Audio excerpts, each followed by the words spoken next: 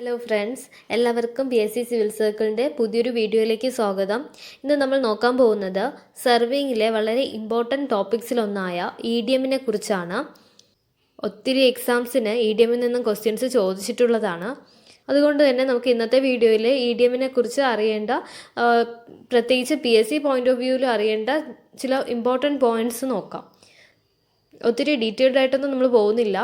Exam point of വ്യൂവിൽ അറിയേണ്ട കാര്യങ്ങൾ മാത്രമേ നമ്മൾ നോക്കുന്നുള്ളൂ.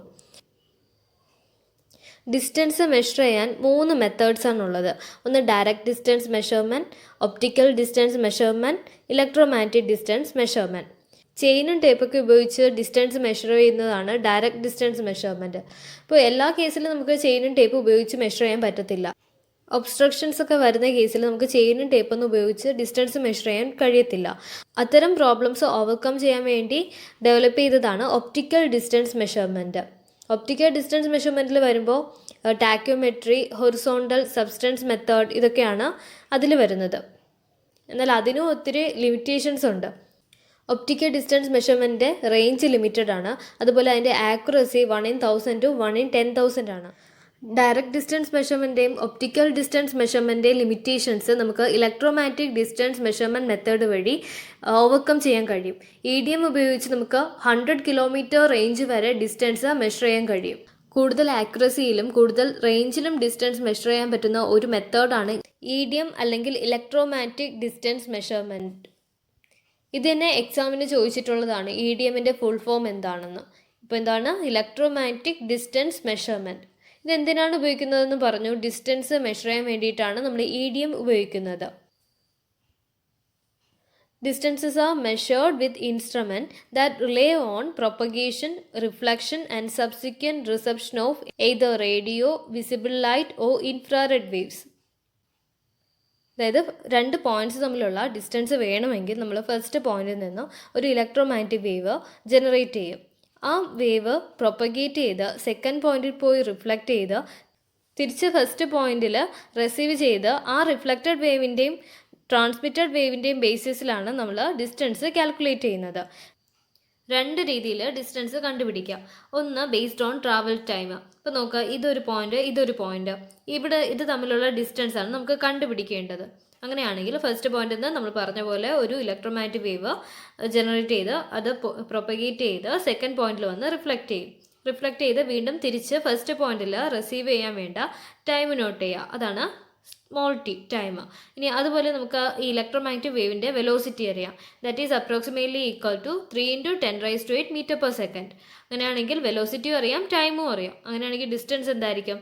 Distance D is equal to velocity into time divide by 2. എന്തുകൊണ്ടാണ് ഇവിടെ ബൈ 2 വന്നത്? ഫസ്റ്റ് പോയിന്റിൽ നിന്നും വേവ് ട്രാവൽ ചെയ്ത് സെക്കൻഡ് പോയിന്റിൽ പോയി റിഫ്ലക്റ്റ് ചെയ്ത് വീണ്ടും ഫസ്റ്റ് പോയിന്റിൽ എത്തേണ്ട ടൈമാണ് സ്മോൾ ടി. അങ്ങനെയാണെങ്കിൽ ഫസ്റ്റ് പോയിന്റിൽ നിന്ന് സെക്കൻഡ് പോയിന്റ് വരെ പോകാനുള്ള ടൈം എത്രയാണ്? T/2. ഇപ്പോൾ distance is equal to V × T/2. ഇതാണ് first method, based on travel time. ഇനി സെക്കൻഡ് മെത്തേഡ് എന്ന് പറയുന്നത് based on the phase difference between transmitted wave and reflected wave. Phase difference മെത്തേഡിൽ വരുന്ന ഫോർമുല 2D = n λ + Δ. ഇതാണ് phase difference മെത്തേഡിൽ വരുന്ന formula. ഇപ്പോൾ 2 മെത്തേഡാണുള്ളത്. ഒന്ന് ബേസ്ഡ് ഓൺ ട്രാവൽ ടൈം, രണ്ടാമത്തേത് based on phase difference or phase comparison method. Electromagnetic വേവിൻ്റെ വേവ് ലെന്തിൻ്റെ ബേസിസിൽ 3 ടൈപ്പ് EDM ആണുള്ളത്. Infrared instruments, visible light instruments, microwave instruments. ഇതും ക്വസ്റ്റ്യൻസിൽ ചോദിച്ചിട്ടുള്ളതാണ്. ഇൻഫ്രാറെഡ് ഇൻസ്ട്രുമെൻറ്റ്സിൽ വരുന്നതാണ് ഡിസ്റ്റോമാറ്റ്, വിസിബിൾ ലൈറ്റിൽ വരുന്നതാണ് ജിയോഡിമീറ്റർ, മൈക്രോവേവിൽ വരുന്നതാണ് ടെല്ലൂറോമീറ്റർ. ഇനി വീണ്ടും ക്വസ്റ്റ്യൻസിൽ ചോദിച്ചിട്ടുള്ള മറ്റൊരു ക്വസ്റ്റ്യനാണ് ടെല്ലൂറോമീറ്ററിൻ്റെ range, maximum range of tellurometer. Up to 100 kilometre വരെ ഡിസ്റ്റൻസ് മെഷർ ചെയ്യാം. ടെല്ലൂറോമീറ്റർ ഉപയോഗിച്ച് 100 കിലോമീറ്റർ ഡിസ്റ്റൻസ് വരെ നമുക്ക് മെഷർ ചെയ്യാൻ കഴിയും. അതും എക്സാമിന് ചോദിച്ചിട്ടുള്ളതാണ്. ഇനി അടുത്ത ഇമ്പോർട്ടൻ്റ് ആയിട്ടുള്ളൊരു പോയിൻ്റാണ് modulation. In order to increase the accuracy, it is desirable to use extremely high frequency of propagation. High ആക്യുറസിക്ക് വേണ്ടി ഹൈ ഫ്രീക്വൻസിയിൽ വേവ്സ് പ്രൊപ്പഗേറ്റ് ചെയ്യണം. This problem can be overcome by the technique of modulation. ഇപ്പോൾ modulated signals ആയിരിക്കും transmit ചെയ്യുന്നത്. Infrared ഇൻസ്ട്രുമെൻസിലും visible light ഇൻസ്ട്രുമെൻസിലും ഉപയോഗിക്കുന്നത് ആംപ്ലിറ്റ്യൂഡ് മോഡുലേഷൻ ടെക്നിക്കാണ്. മൈക്രോവേവ് ഇൻസ്ട്രുമെൻസിൽ ഉപയോഗിക്കുന്നത് ഫ്രീക്വൻസി മോഡുലേഷൻ ടെക്നിക്ക്. ഇതിൻ്റെ പേരൊക്കെ നമ്മൾ ഓർത്ത് വയ്ക്കുമായിരിക്കും, പക്ഷേ ഓരോന്നും ഏതിലാണ് വരുന്നതെന്നായിരിക്കും നമുക്ക് ഡൗട്ട് വരുന്നത്. അപ്പോൾ അത് പഠിക്കാനായിട്ട് ഒരു കോഡ് പറയാം. ഇന്ത്യയിൽ വെച്ച് മൈക്ക് ടെലിഫോണിൽ ഫ്രീ ആയിട്ട് വിജിയെ വിളിച്ചു. ഇതാണ് നമ്മുടെ കോഡ്. ഇന്ത്യയിൽ വെച്ച് മൈക്ക് ടെലിഫോണിൽ ഫ്രീ ആയിട്ട് വിജിയെ വിളിച്ചു. ഇപ്പം എങ്ങനെയാണ് ഇത് ഓർക്കുന്നതെന്ന് നോക്കാം. ഇന്ത്യ,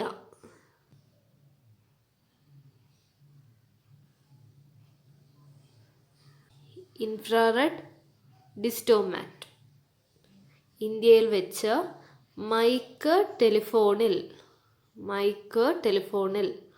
മൈക്രോവേവ് ടെലൂറോമീറ്റർ ഫ്രീ ആയിട്ട് വിജിയെ വിളിച്ചു. Viji, visible light geodimeter. ഇന്ത്യയിൽ വെച്ച് മൈക്ക് ടെലിഫോണിൽ ഫ്രീ ആയിട്ട് വിജിയെ വിളിച്ചു. Infrared distomat, microwave tellurometer, visible light geodimeter. ഇതുപോലെ ഇനി ഇവിടുന്ന് ചോദിക്കാൻ വരുന്ന ഒരു ക്വസ്റ്റ്യൻ ആയിരിക്കും, ഏത് മോഡുലേഷൻ ടെക്നിക്കാണ് മൈക്രോവേവിൽ വരുന്നത്, അല്ലെങ്കിൽ വിസിബിൾ ലൈറ്റിലെ ഏത് മോഡുലേഷൻ ടെക്നിക്കാണ്. അതും ചോദിച്ചിട്ടുള്ള ക്വസ്റ്റ്യനാണ്. അതും നമുക്ക് ഈ കോഡിൽ കൂടി പഠിക്കാൻ പറ്റും.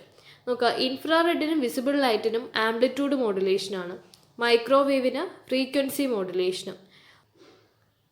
എക്സാമിന് നമുക്ക് ഓർമ്മ ഉണ്ടാകുന്നത് രണ്ടെണ്ണത്തിന് ആംപ്ലിറ്റ്യൂഡ് മോഡുലേഷനും ഒന്നിന് ഫ്രീക്വൻസി മോഡുലേഷനും ആണെന്നായിരിക്കും. പക്ഷെ അത് ഏതെന്നായിരിക്കും അവിടെ നമുക്ക് കൺഫ്യൂഷൻ ആവുന്നത്.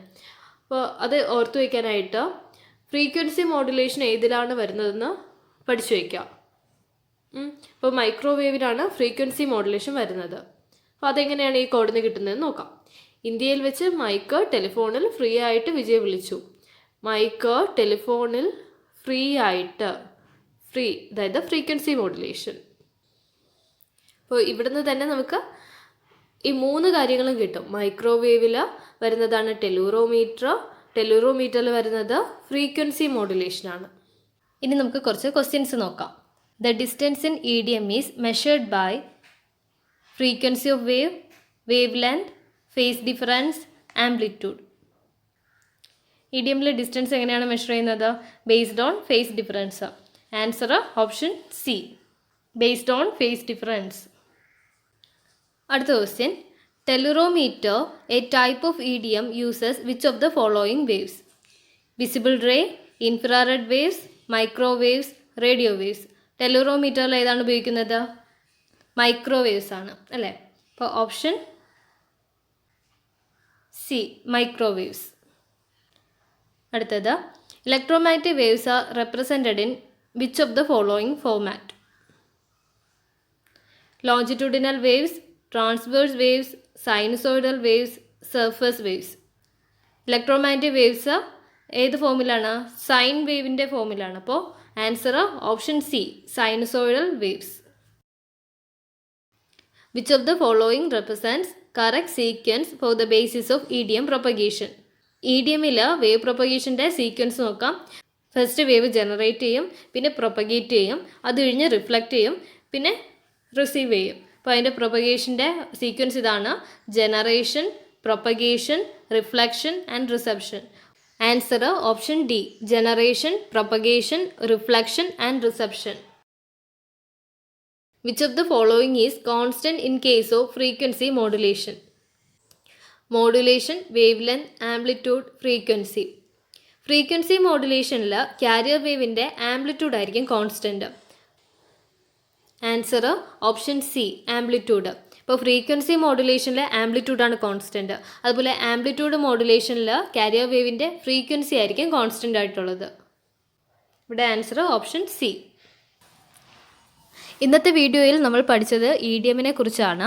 EDM എന്താണ്, ടൈപ്സ് ഓഫ് EDMൽ എങ്ങനെയാണ് ഡിസ്റ്റൻസ് മെഷർ ചെയ്യുന്നത്, ഇത് ഇത്രയുമാണ് നമ്മൾ EDMൽ പഠിച്ചത്. അപ്പോൾ ഇന്നത്തെ വീഡിയോ നിങ്ങൾക്ക് ഇഷ്ടമായെങ്കിൽ വീഡിയോ ലൈക്ക് ചെയ്യാനും ഷെയർ ചെയ്യാനും മറക്കരുത്. ചാനൽ സബ്സ്ക്രൈബ് ചെയ്യാതെ വീഡിയോ ആരെങ്കിലും കാണുന്നുണ്ടെങ്കിൽ ചാനൽ സബ്സ്ക്രൈബ് ചെയ്യുക. അതുപോലെ തൊട്ടടുത്തുള്ള ബെൽ ബട്ടൺ പ്രസ് ചെയ്യുക. എന്നാൽ മാത്രമേ ഞാൻ ഇടുന്ന വീഡിയോസിൻ്റെ നോട്ടിഫിക്കേഷൻസ് നിങ്ങൾക്ക് ലഭിക്കുകയുള്ളൂ.